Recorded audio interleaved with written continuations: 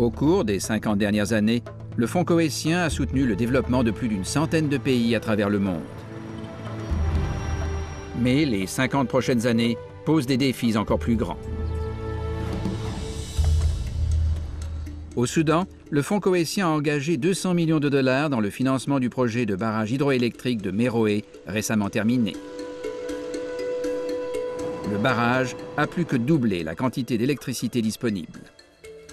Cette transformation forme la base d'une meilleure éducation, d'un meilleur système sanitaire et d'un meilleur système de santé. L'ampleur du projet a été telle qu'il a fallu reloger des milliers de personnes et bâtir 5 nouvelles villes. Un nouveau système d'irrigation apporte l'eau du Nil 30 km à l'intérieur du désert, créant des terres cultivables pour des agriculteurs comme Nourani.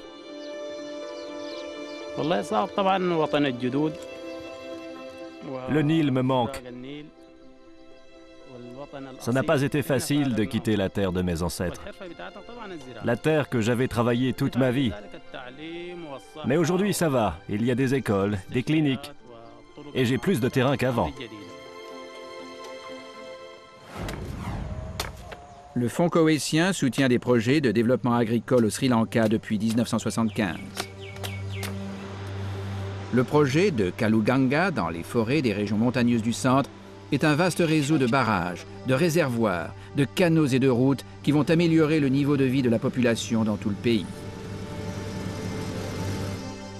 C'est un plan ambitieux qui, inévitablement, engendre un coût environnemental. La plantation de 15 000 arbres, destinée à empêcher l'érosion du sol et à favoriser la régénérescence de l'écosystème local, a utilisé plus de 5% du budget. Les coûts toujours plus élevés de projets comme celui-ci menacent leur viabilité. Oui, on aimerait voir un monde plus propre, comme tout le monde. Mais cela va coûter extrêmement cher dans des pays qui n'ont rien. Littéralement rien. On doit prendre en considération le coût de la protection de l'environnement dans ces pays. Et je crois que la communauté internationale doit aider dans ce domaine, qu'elle doit s'engager à couvrir peut-être 100% des coûts supplémentaires.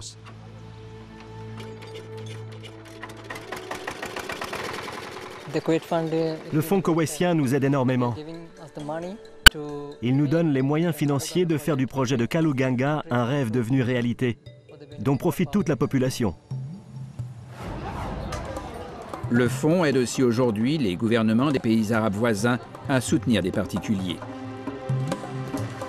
Les prêts microcrédits aident des millions de gens à démarrer leur propre entreprise.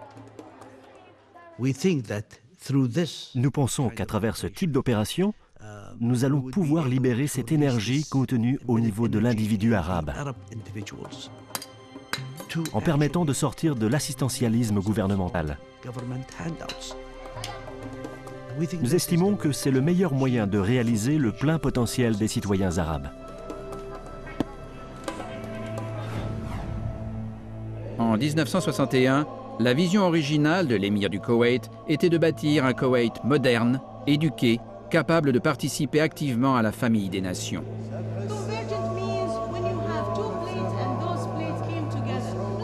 50 ans plus tard, le fonds investit dans la formation de licenciés koweïtiens en architecture et en ingénierie pour le secteur privé. En établissant des liens entre diplômés et organisations commerciales dans le monde entier, le fonds construit les relations du futur.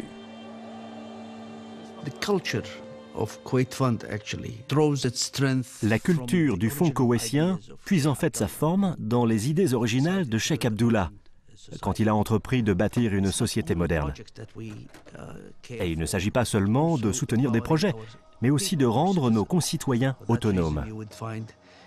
C'est pourquoi on trouve aujourd'hui des Koweïtiens ayant été formés, des jeunes femmes et des jeunes hommes sur le terrain, dans quelques régions reculées du monde, qui font quelque chose en quoi ils croient, qui est de tendre la main.